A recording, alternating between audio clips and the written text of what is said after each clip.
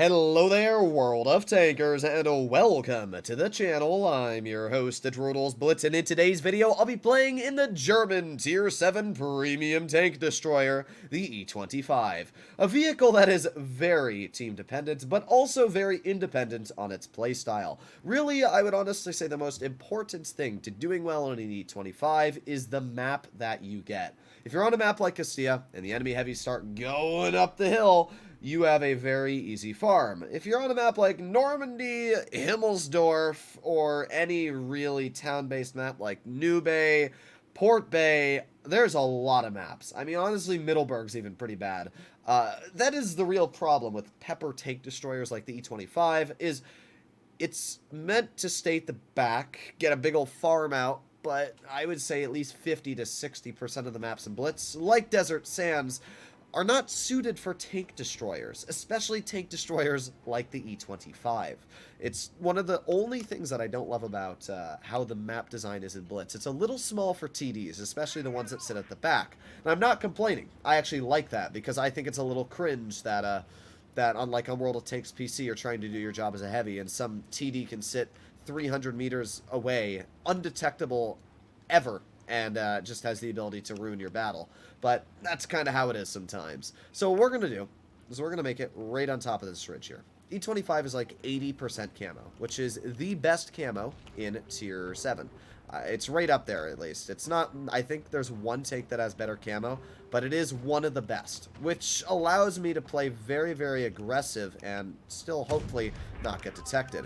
You get one shell into the Pantera, 2 shells into the Pantera, 3 shells into the Pantera, and dead. There you go. And that is what the E25 can do. It has the ability to just nuke. Alright, well now we got the AMX over here, who we get 1 shell into. Auto aim is actually nice for the E25 just because you can get your shells out pretty dang fast. I will capture this base with my teammate here. It's not a bad idea. And there you go. So, the enemy team still has a lot of vehicles left, and some of them have a lot of alpha, like the VK168, T28 Defender, and the Stur Mill. But I have a lot of mobility, as we can see, and I'm going to use that mobility to full effect this game. What I'm thinking as of right now is I'm going to push behind this 45 TP in a way that I can just farm his booty. So that's what I'm going to try and do. I'm going to get right over here, and let's see if I can just sit still for a little bit. Maybe I can get to the side of this VK100. There's 1 shell into the side of his tank, 1 shell into the side of your tank. Oh, yeah. Oh, this is not going to be fun for you, bro. This is not going to be fun at all. Okay, there's another shell into you, and another shell into you, and another shell into you. Oh, boy, that is not very enjoyable, is it? Oh, darn, look, I hit you again. Oh, gee. Aw, darn, I didn't pen you that time. If that VK decides to back up, he'll be penned. Oh, there he goes. Oh, really? 0.24 dispersion, and it still misses that shell. That's cringe. There's nothing else to really say but cringe. But this is where the E25 does so dang well, is you can just sit in a position like this, and the enemy doesn't really know how to combat it. I mean, there you go. Another shell into the VK. Another shell into the VK. And dead. There you go. He couldn't combat that. Now, to be fair, he shouldn't have done that. And we did get spotted, which is a little bit of a shame. But, there you go. T28 Defender misses me. We get a nice shell into his vehicle. I'm just going to back on up like this. And now we're in cover. There you go. Pretty easy to do. Nothing can see me. Once again, we are fine. Alright, now we can pull forwards a bit. And there's the 45. There's the T28 Defender. So if that VK, or that 45 TP decides to push out again, we can get some shells out. But what I'm going to do in this situation is I'm going to get behind the Stur Mill, because definitely an easy target to go for right now. So let's get to the side of his tank and get 1 shell in. He shot, which means I can just finish him off. There. Oh, okay, that was interesting. We should out-reload him. We did, and he's dead. Okay, not too bad. Just a bit cringe. I don't really know what to say about that shot. Okay, we got the T29 to my side. I mean, my team's not doing great, but I'm doing fine, so I can't really... Once again, this gun is screwing me. It's fine, though. We're going to load heat. We're going to pen that shell in the T29, and there you go. We got a fast enough reload that even with the gun not really letting me enjoy it every now and then, we're still easily finishing off our opponents. So, we got the T-28 Defender pushing on the 40 TP. Let's get a shell on ourselves maybe here. Come on. And a bonk.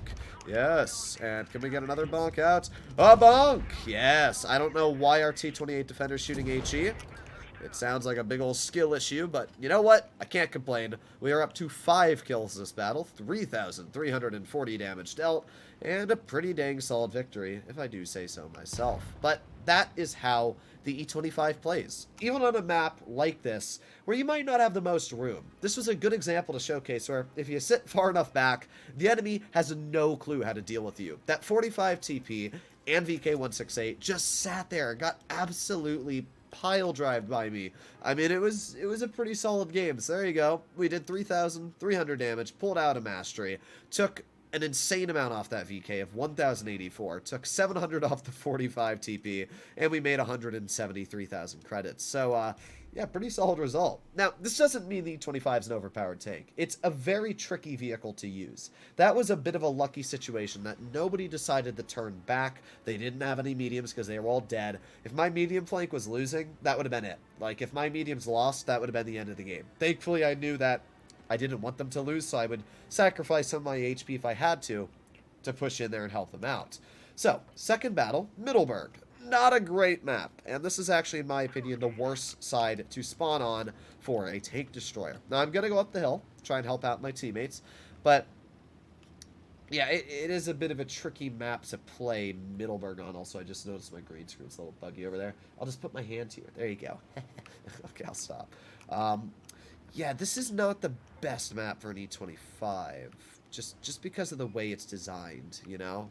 The only spot I'm thinking that might work is maybe I can climb up that hill there, but this tank doesn't have a lot of gun elevation, so... I'm spotted. I would expect it to be somebody right in that bush there. Our Bulldog will spot him if there is. Interesting. What the heck spotted me? Oh, it was somebody in that bush. Okay, kind of what I expected. Alright, well, we got the AMX over here. There you go. We got one slap into his vehicle. You know what? One is better than none. That's what I always like to say. We can see that their team is getting absolutely rolled in town, which is pretty good, actually. Pretty good for us, at least. Let's get a nice shell into the moots, and now we got the AMX. There you go. One shell into the AMX. 2 shells into the AMX. Then we got the moots poking. There you go. Easy shell into the moots. Another easy shell into the moots. I mean, we've already dealt like over 1,000 damage to the enemy in just that short amount of time from our peppering. And there's not really an easy way to counter this tank either. Now, unfortunately, our teammates are throwing their health away for no reason. But there's no real counter to that. I'm just going to get behind the moots. Get one shell in. Keep on going. Okay, well, that was a bit unfortunate. Good news is that we will still get the shell out and finish him off. Our T-28 Defender is dealing with the Semovente, and all I have to do is be able to get to the side of his tank, and he's going to be in another world of trouble.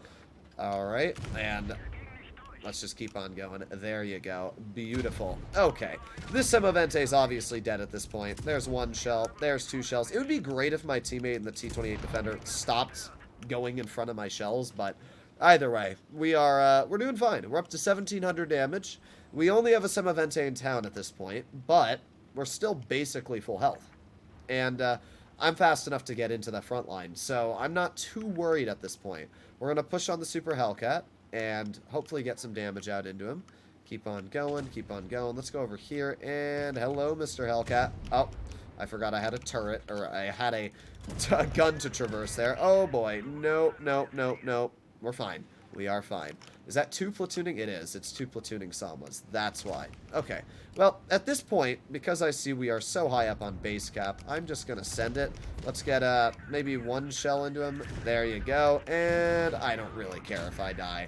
I mean, that guy's out of shells. It doesn't matter at this point. I just wanted to get a bit more damage out because this guy's going to die. Maybe not. All our Semovente needs to do is pen him. Oh my god, there's no way our team is throwing this. There is no way that we're going to lose this just because these 2 guys bounced. Just pen him, Semovente. Oh my god, bro! What are you doing? Oh my god. All you need to do is pen your shot. That's all you gotta... Droodles makes 1 move. oh, I wanna just get a little bit of damage out before the game's over, because I wanna do decent this battle. Oh wait, that's right, Droodles can't have even the slightest bit of fun, because his two teammates with tier 8 guns that have over 280 millimeters of premium pen are both going to bounce the Samoa's upper plate. Oh my god, we literally would have won just on base cap if they had penetrated their shells. Now, I'm not going to say the yellow I made was genius, but that definitely was not on me. There's people in the comments are always like, oh, you shouldn't have done that. I'm like, great, maybe I shouldn't have had to rely on my two tier 8s that couldn't penetrate their shells. This is a T-28 Defender. It has, 284 APCR pen. And the Semovente, if I'm not mistaken, has over 300 millimeters of pen with the gun it was running, which was the single shot gun. It has 309 mils of pen. There is no excuses. Anger. Anger. That's all I'm going to say. Hopefully you enjoyed today's video. That was a bit of an irritating loss, but you get them sometimes. I'll see you all in the next one. Bye-bye.